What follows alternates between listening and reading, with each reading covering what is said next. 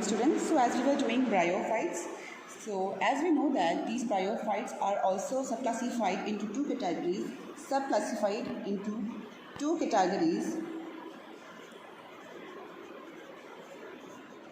and they are categorized into two. One is liverwort and the other one is mosses. Okay, so these liverworts, they are so many in number that they are they have 900 species. So, sorry, almost around 9,000 species of liverwort exist on Earth. So, this is a very huge number. Now, these liverworts, they appear like leafless thallus, that is without leaves, whereas most of them exist as leafy thallus. So they have leaves. So their habitat, they prefer moist and shady habitats. They prefer moist and shady habitats. Okay, and their plant body is thalloid. So that means they have tiny leaf-like structure and they have stem-like structure. So they look like thallophytes, but they are not proper plants. So they have two types. One is thallus liverwort and number two is leafy liverwort. So thallus liverworts are those which do not have leaf-like structures, which do not have leaf-like structure. Okay, and then the other one is leafy liverwort. Okay, so the other one is leafy liverwort. So for the thallus liverwort, they don't have any leafy structure, and the other one is leafy liverwort. They are like the appearance is somewhat like this. So the stem appears and the leafy structures appear. That's why they are called as leafy liverwort. So example of a leafy liverwort would be Scipanus species. So these leafy liverwort look quite similar to mosses.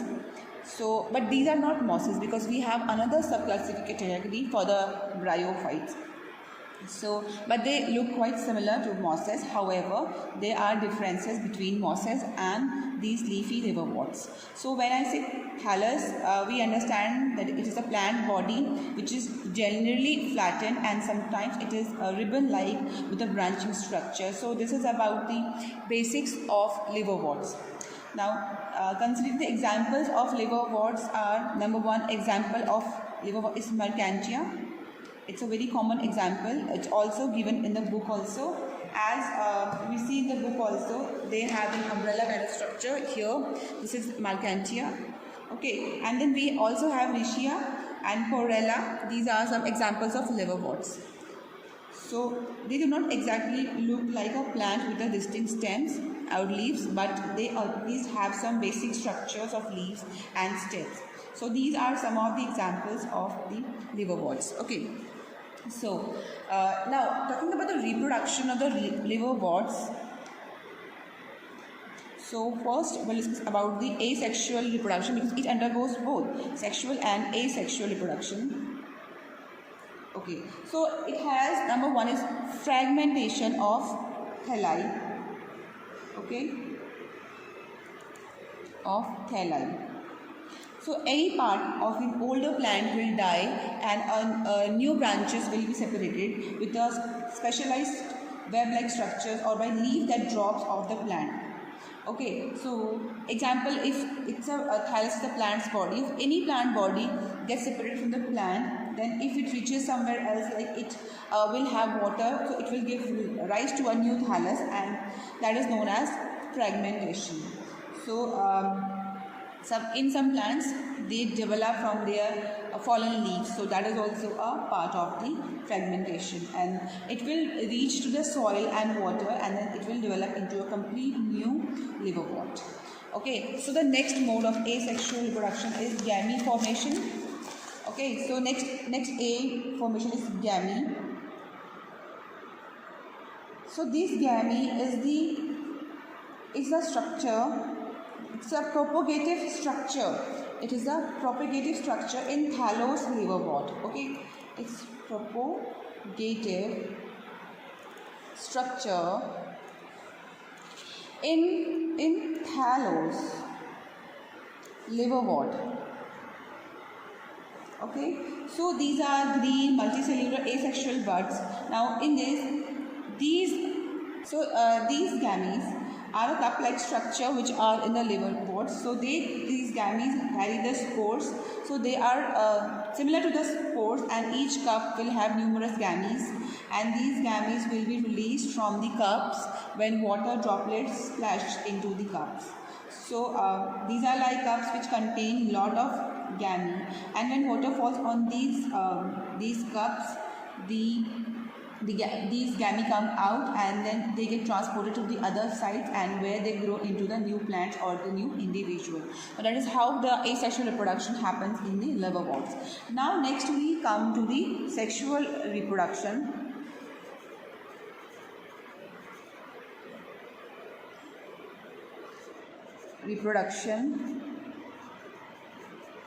In liverwort. So in this we have gametes. So fusion of gametes. Okay, so one will be male and female organ can be on the same plant.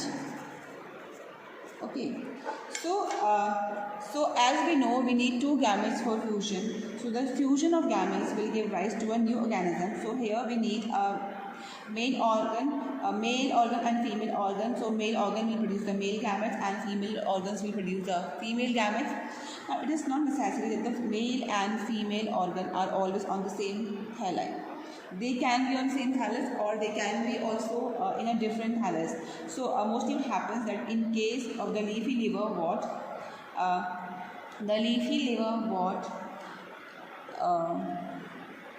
the male and female structure are on different thallus.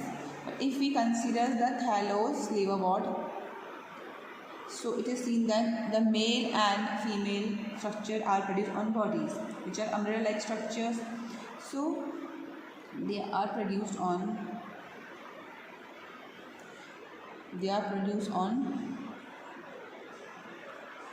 umbrella like structures. Okay, so start from the gametophytes. Okay, so gametophyte will produce the gametes, and then these gametes will undergo fusion. So when they undergo fusion, what they have, the zygote will be formed.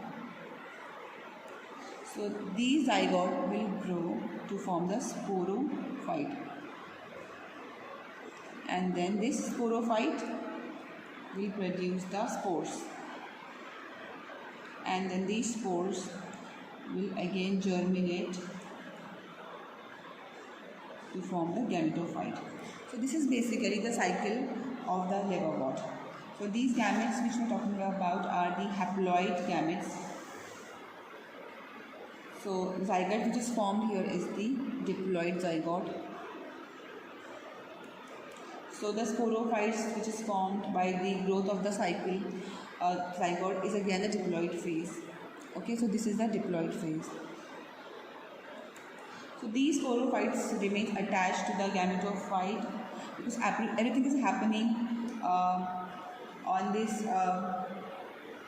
So male gamete is carried to the female gamete. So the fusion is taking place in the female gametophyte. The zygote is formed in the female gametophyte. Then the zygote grows to form a sporophyte. So these sporophytes are formed on the female gametes.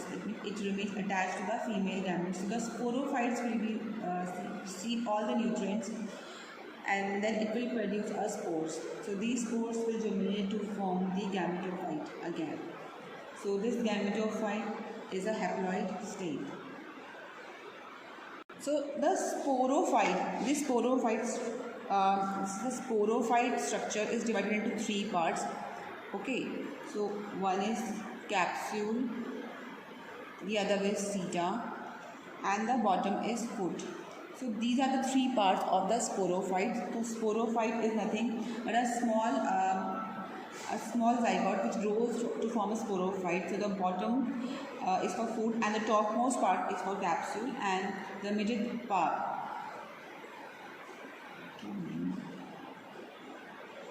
So these are the three parts of a sporophyte. So sporophyte are the small seta. So these spores are produced in the capsules. So spores are present in the capsule part of the sporophyte. So the sexual reproduction cycle of liverwort is also clear now.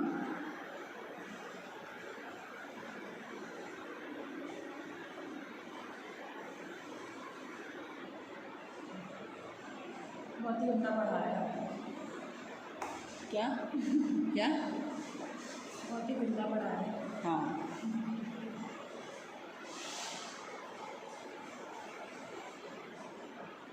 करने की ज़रूरत भी नहीं है lab के बच्चे tuition पढ़ाओ सुनाई दे रहा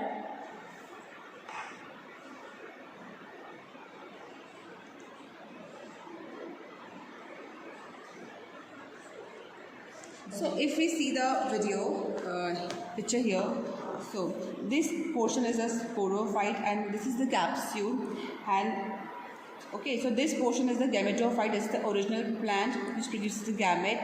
So this forms the zygote, and zygote forms the sporocyte, and sporophyte is still attached to the gametophyte. So it will grow out on the top of the archegonium, or the female gametophyte plant. As I said, it will grow on top of the female gametophyte here plant. So it consists of three structures, which is foot and seta and capsule. So foot is the bottommost part of the sporophyte, seta is the body of the sporophyte, and capsule is the head of the this sporophyte. Okay, so this is the capsule, this is seta, and this is foot. Okay, so the foot anchors to gametophyte. So foot actually helps to keep it attached to the gametophyte. Here seta is the long erect stalk. It transports the water and nutrients from the gametophyte. As I said, the sporophyte will receive all its nutrition from the gametophyte, from the stalk, tube-like structure which helps the nutrients to move up, and capsule will help the head portion where the spores are produced. So this is the structure of the sporophytes, which is a liverwort. So we see the sporophyte and gametophyte. Okay. So let us study about the mosses.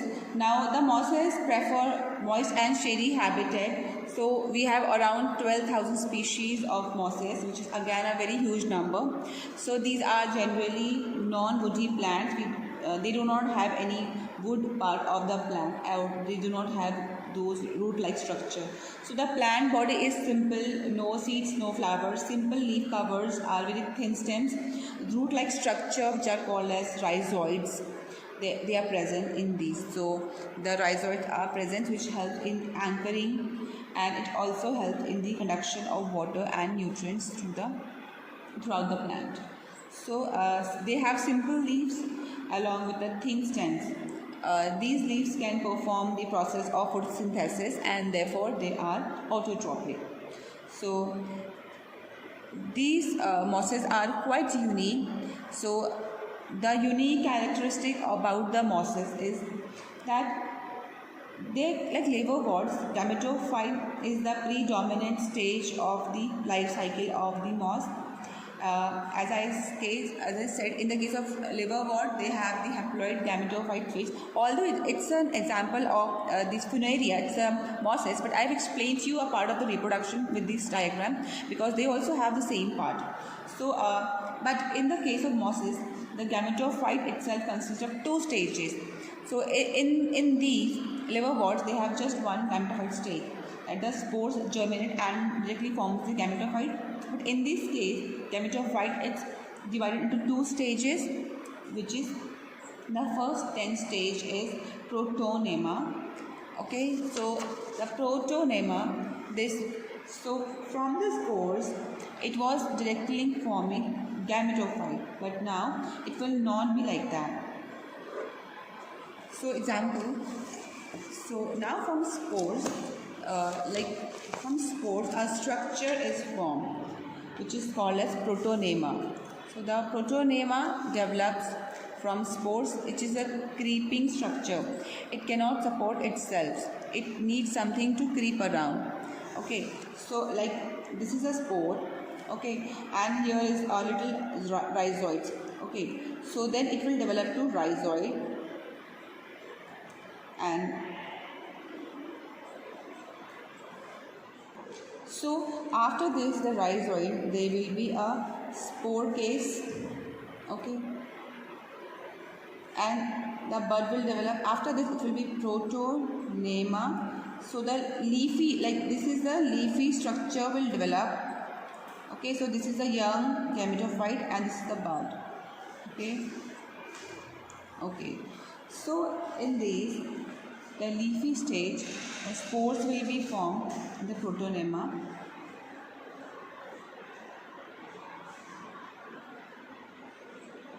And this protonema will form a leafy stage. So the leafy stage is a final gametophyte. So this protonema is again divided into two steps, which is number one is primary protonema. So the primary protonema is unique, which is present in mosses, which is not present in the liverworts. So some example of mosses: Furnarium, Sphagnum. So these are some of the examples of the mosses. So if you see Funaria portion, this portion is the capsule, seta, stalk-like structure, which takes the nutrition to the capsule, and these are the leaves-like structures here. Okay, and these are the rhizoids. So the structure of this sphagnum. Okay, so it is dried sphagnum is used as a packing material. So we can also see that these have a branch-like structure, a thick structure. This is the archegonial branch, and these branches which come out, they are the antheridia branch. So this is the archegonium branch, and these are the antheridial branches. Okay. So this is the diagram of sphagnum. So antheridial branch is the male gametophyte, and this archegonium is a female gametophyte. Look at the reproduction in the case of moss. Here also the fragmentation happen. So where the stem accidentally breaks from the moss.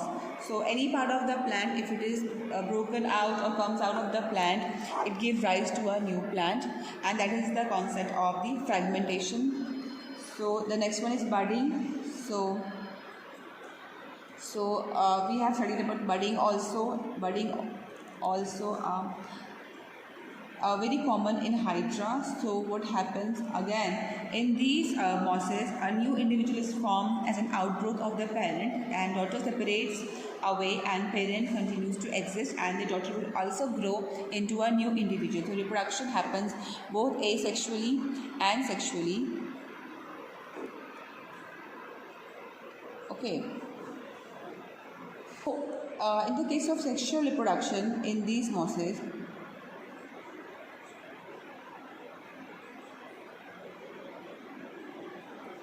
okay, so again, the male and female sex organs at apex of shoot are present. Example, they have gametophyte.